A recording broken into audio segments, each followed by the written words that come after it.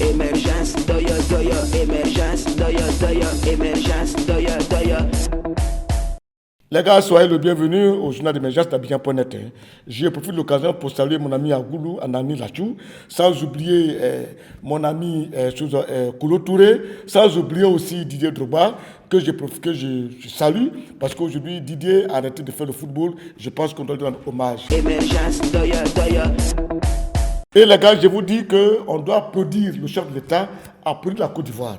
Parce que pendant un mois, la Côte d'Ivoire va présider le Conseil de sécurité de l'ONU. C'est une grande première. C'est-à-dire que toute la sécurité mondiale est présidée aujourd'hui par la Côte d'Ivoire. C'est la Côte d'Ivoire qui assure la sécurité du monde entier.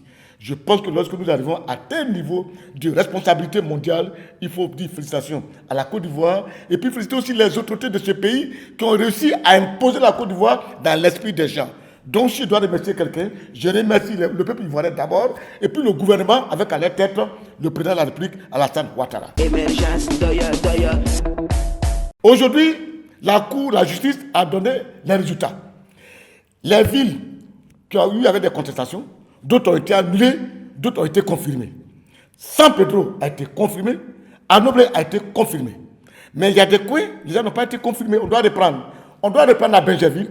On doit reprendre à Bassam, on doit reprendre une ville chez Miabri, et encore, il y a d'autres villes encore. Port-Bou, on doit reprendre. Moi, je pense que personne n'a eu à parler. C'est pour dire que la justice a fait son travail avec impartialité. Même à Lakota, c'est le RADP qui a gagné, mais on dit qu'ils n'ont qu'à reprendre. C'est quelque chose. À Bassam, c'est le RADP qui a gagné, on dit qu'ils n'ont qu'à reprendre. Au niveau de Benjerville, indépendant a gagné, on dit on va reprendre. Au niveau de Port-Boué, on dit que là-bas c'est PCI qui a gagné, on dit on va reprendre. Dans une ville de l'ouest là-bas, chez les Miabli Varis, on doit aussi reprendre. Moi je pense que c'est pour vous dire que la justice, cette fois-ci, a été impartiale. On n'a qu'à prendre le courage d'aimer notre justice et puis de faire confiance à notre justice. Aujourd'hui, il y a des coups qui vont reprendre mon cœur papa. Le petit qui a Benjerville, là, son cas me fait pitié. Parce qu'il a été élu en indépendance.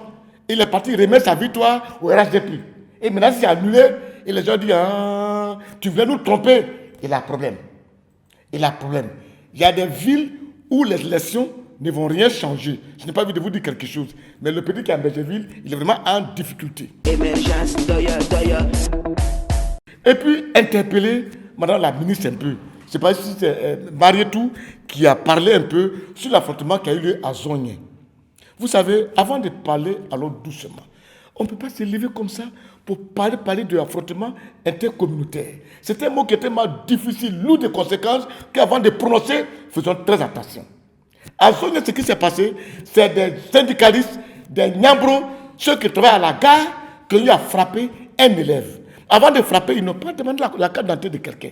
Ils n'ont pas demandé l'ethnie de quelqu'un. C'est un comportement barbare qui a occasionné la mort d'un jeune homme. Et ce jeune homme a été vengé par ses camarades d'école vis-à-vis de ceux qui ont fait tuer les camarades.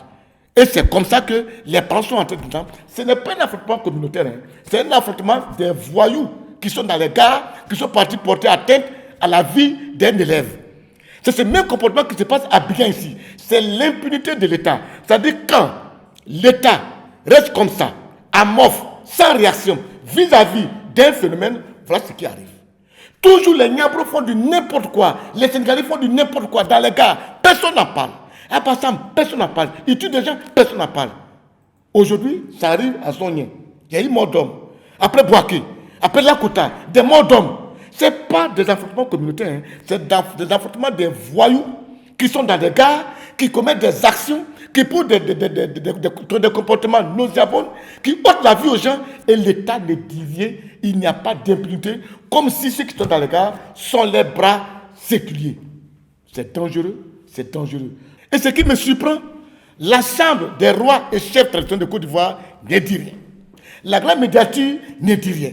Voilà des gens qui sont payés sur le budget de l'État et qui ne disent rien, qui se contentent seulement de prendre leur salaire et qui se contentent seulement de porter des gros pagnes avec des chaussures en or. Ils ne disent rien. Donc en Côte d'Ivoire, je m'interroge, quel est au juste le rôle de la Chambre des rois et chefs traditionnels de Côte d'Ivoire et la grande médiature Votre rôle, c'est quoi? Je vous en prie, menez des actions sur le terrain, menez des actions de sensibilisation. Rien de tout ça et c'est dangereux. À la prochaine. Émergence, doya, doya.